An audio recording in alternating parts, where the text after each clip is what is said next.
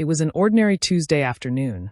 The sun shined brightly over the streets of downtown Phoenix, casting long shadows on the pavement. The city was alive, a mix of honking cars and busy pedestrians hustling down the sidewalk. Among them was Chris Walker, a quiet but well-built man in his late 20s, walking with a purposeful stride, dressed in simple clothes, a gray hoodie, jeans, and sneakers. His goal was simple: head to the local grocery store to pick up some essentials. As he walked past a crowded cafe, the familiar sound of a police siren suddenly blared from behind. Chris barely had a moment to process it before a patrol car screeched to a halt a few feet away from him. The officer who stepped out was a tall, stocky man, Officer Jenkins, with a hard face and an air of authority that instantly made Chris feel uneasy. "Hey you," Officer Jenkins barked, his voice cutting through the street noise. "You look suspicious. Where you headed?" Chris paused, his body stiffening, but he didn't flinch. He turned slowly, meeting the officer's gaze with calm, steady eyes. "Just heading to the store," he replied evenly, not allowing the tension to reach his voice. Jenkins narrowed his eyes, his gaze sharp and judgmental. "You sure about that?" he asked, his voice laced with skepticism. "You fit the description of someone we're looking for. You carrying anything you shouldn't be." His tone was dismissive, as if Chris was already guilty in his eyes. A few people on the street stopped to look, sensing the tension. Some stayed at a distance, watching silently, while others pulled out their phones to discreetly record what was happening.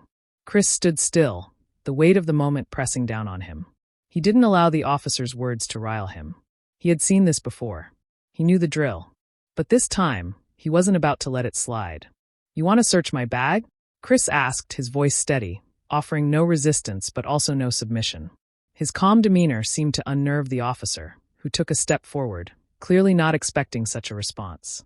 "I'll be the one asking questions here," Jenkins shot back, his chest puffing up as he tried to assert control.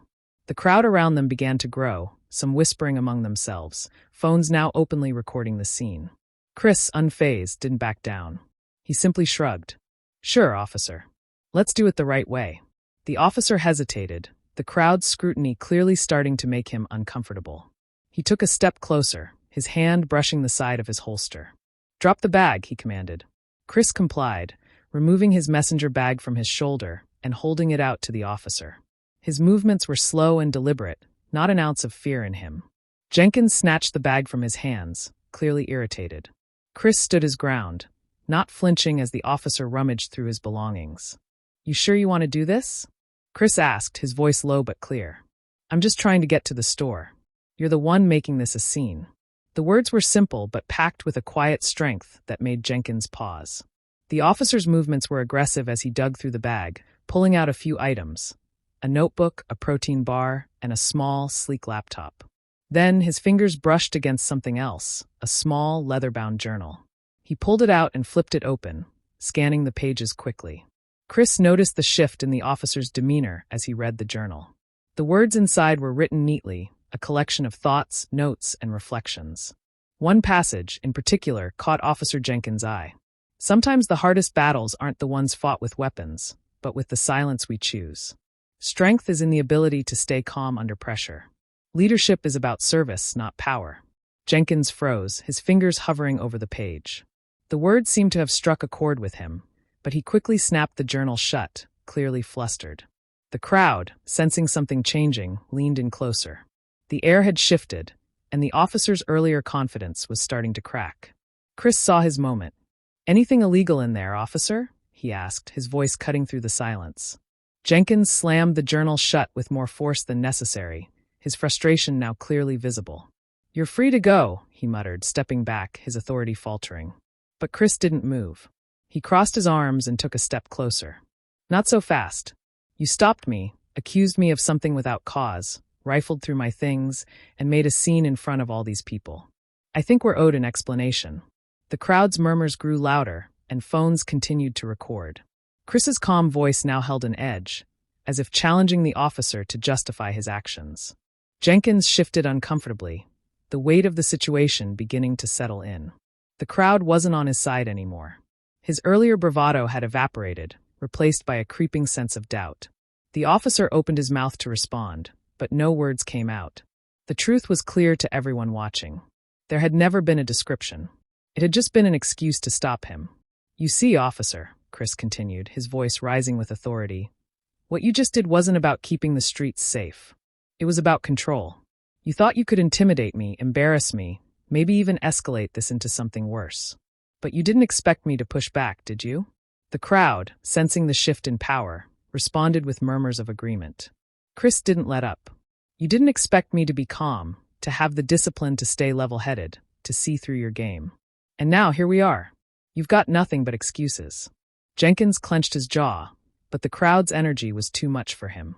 Chris's words were sharp, cutting through the officer's thin veneer of authority.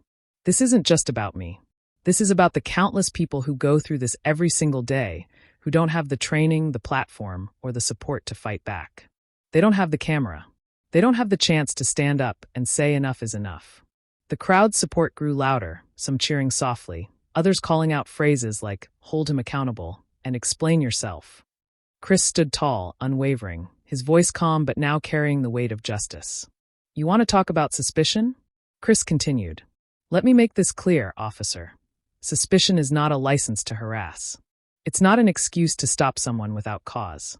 It's certainly not justification for targeting someone because of the color of their skin." Jenkins opened his mouth to protest, but Chris raised a hand, silencing him. "You don't owe me an apology," he said. "You owe every single person here an explanation for why you thought you could abuse your power. So go ahead, talk." The officer's face was pale now, his earlier arrogance completely gone. He stood in front of the growing crowd, knowing he had no way out. I was just doing my job," Jenkins stammered, his voice weak, his eyes darting nervously between Chris and the people around them. Chris leaned in, his tone softening but losing none of its power. "If this is how you define your job, maybe you're not cut out for it." The crowd erupted in agreement, and Officer Jenkins, broken and exposed, took a step back. Chris turned to the crowd, his gaze steady, his voice calm. "This doesn't end here," he said. "We need to stand together to make sure this kind of abuse of power never happens again." The crowd responded with cheers, their phones still recording, capturing the moment of empowerment. Officer Jenkins stood there, defeated, his earlier bravado completely shattered. Chris had turned the tables, not through violence or aggression, but with quiet strength and undeniable presence. As the crowd slowly dispersed, Chris turned and began walking away. His stride was purposeful, but his head was held high. He had made his point. He had stood up for what was right, and the power had shifted.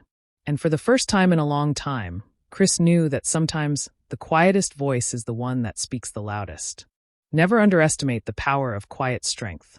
The world may try to silence you, to label you or treat you unfairly, but when you stand firm in your truth and act with integrity, your voice will carry far. Injustice thrives in silence, but when you confront it with calm and confidence, you create change. Stand tall, for your voice matters. Kindly like, share, and subscribe for more content.